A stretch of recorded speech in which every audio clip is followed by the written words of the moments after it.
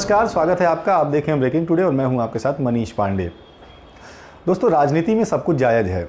अगर कुछ अच्छा होता है तो भी आलोचना होती है, बुरा होता है तो भी आलोचना होती है। हम बात कर रहे हैं कंगना रनावत को दी गई सुरक्षा के बारे में। दरअसल जब से कंगना रनावत को सुरक्षा दी गई है तब से तमाम जो राजनीतिक दल हैं उनके पेटों में दर्द होना शुरू हो गया है। अब ये दर्द क्यों हो रहा है, किस लिए हो रहा है, ये तो वही जाने। लेकिन ताज़ा मामला बाराबंकी का है। बाराबंकी में जो कांग्रेस के वरिष्ठ कांग्रेसी नेता पीएल पुनिया हैं, उन्होंने ऐतराज़ जताया है। उनका कहना है कि कंगना को अगर सुरक्षा देनी ही थी तो कम से कम राज्य सरकार से सलाह मशवरा तो कर ही लिया जाता। अब बिना सलाह मशवरा के उनको सुरक्षा देना गलत है और इससे जो मैसेज है वो ठीक नहीं जाएगा। अब आप अंदाज़ा लगाइए कि जिस तरीके से आपने कल तस्वीरों में देखा होगा कि जो सुरक्षा दी गई है, सुरक्षा देने के पहले किस तरीके से बीएमसी के अधिकारी मुंबई में जाकर कंगना रनावत का दफ्तर गिरा रहे थे, उससे आप अंदाज़ा लगा सकते हैं कि ऐसे में अगर कंगना रनावत बिना सुरक्षा के मुंबई पहुंचती तो उनका क्या हाल होता।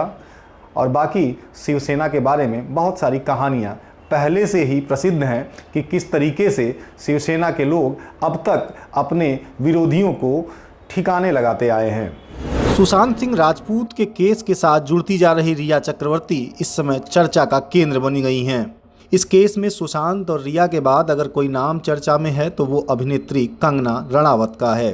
कंगना रनावत सुशांत केस में शुरू से ही काफ़ी मुखर रही हैं, लेकिन इस बार उनके नाम की चर्चा उनके मुखर होने की वजह से नहीं, बल्कि उन्हें केंद्र सरकार द्वारा दी गई वाई श्रेणी की सुरक्षा को दिए जाने को लेकर है।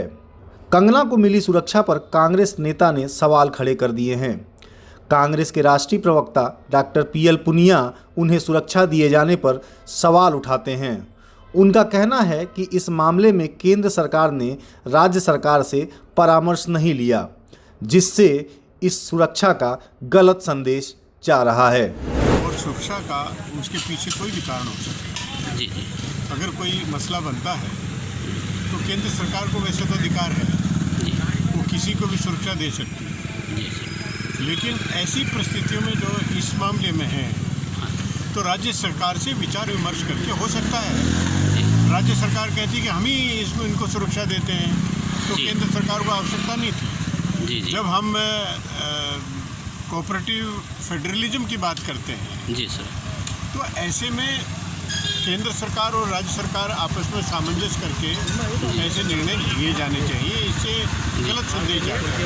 बाकी ये कि अगर थ्रेट परसेप्शन है तो सुरक्षा देनी चाहिए, हर हालत में देनी चाहिए। लेकिन ये कुछ आपसी सद्भाव के साथ में आपसी विचार विमर्श करने के बाद में होता केंद्र और राज्य सरकार में तो बेहतर होता। Thank you sir.